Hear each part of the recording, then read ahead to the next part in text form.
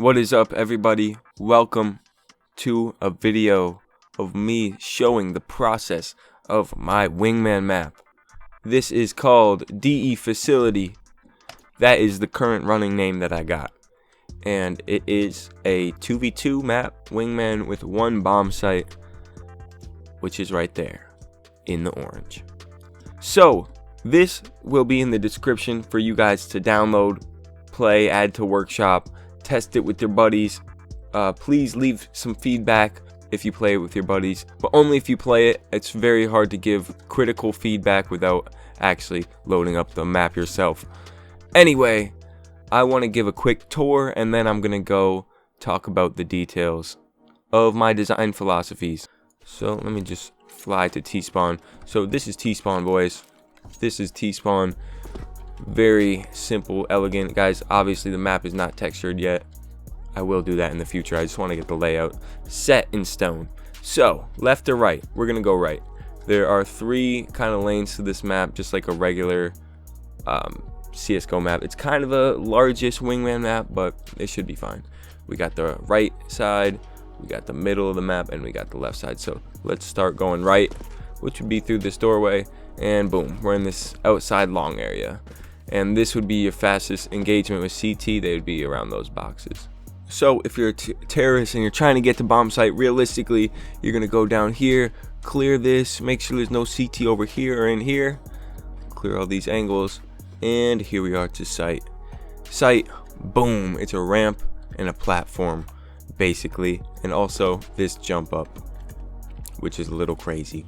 Anyway, let's go back. And if you are a T and you decide to push all the way through, you got to clear this. And you are in the back of the map. This is CT. And then you can make your way to site from here. So that was the right side. Let's go to this left side. Back to T-spawn. We're going to take a left. And we're in this room. It's going to have a roof at some point. Maybe some windows so you could throw some smokes out of it. So we got this hole in the wall so you could watch the push up over here if CTs want to push. And we have a window that goes directly to site, and you could make that skill jump and land on the railing, I think. So as you can see, if you were a T and you just did this route off spawn, jump out the window, you could get a super fast plant. Yes. Alternatively, you go left in this scenario and you're taking kind of a sniper duel engagement. If someone's in that building, push up a little bit and you could get to here, in which you could jump up, get some info, actually take some fights if you wanted, and you're out to sidewalk, in which you could go down to site and plant pretty quick as well. So that kind of sums up the whole map. If we flip on over to CT side, you'd probably spawn around in this corner. That's where it's set up right now. So your defensive options starting from left to right would probably be hold long, maybe push the room, or push and go flank. Go right to this pallet, play this, because this is probably one of the best defensive spots, this pallet. Or drop down, run straight to site and try to defend site from here. Or you could, rush through here, go right up the ramp and try to fight for this room. And the other thing that CTs could do kind of is play this room, try to snipe for site, maybe molly it when you hear the plant. And something else to note is this is also a headshot angle, kind of.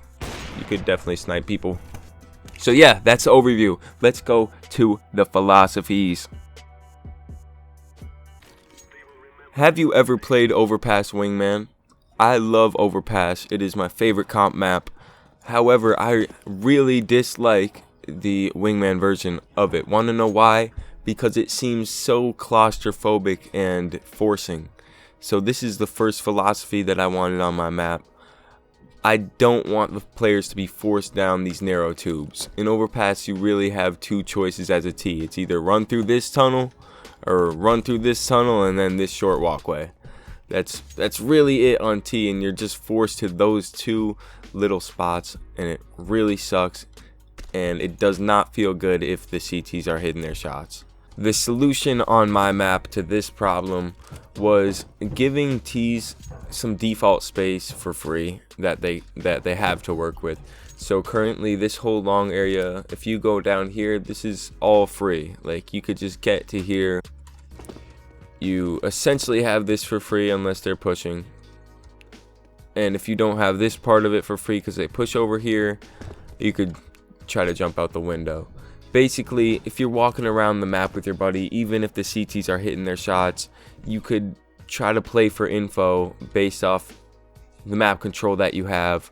You have multiple options, whether it's wrapping CT on both sides of the map or it's trying to get a quick plant on either side. Also, in terms of specific choke points, they don't really come down to a super thin tube like they do in Overpass.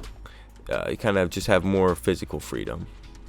The first inspiration for my map was just wanting to have T's be able to plant first, because I noticed when they first introduced Wingman, plants never really happen. It's usually just a 2v2 duel straight up, and it's not until recently where I've seen a community map make it into the game where they give you a fast plant. So this is called Boyard. This is in the game right now, and I really like it because they give you this fast plant opportunity. That was a very bad smoke, but you know, you could even get like a faster plant like immediately right here.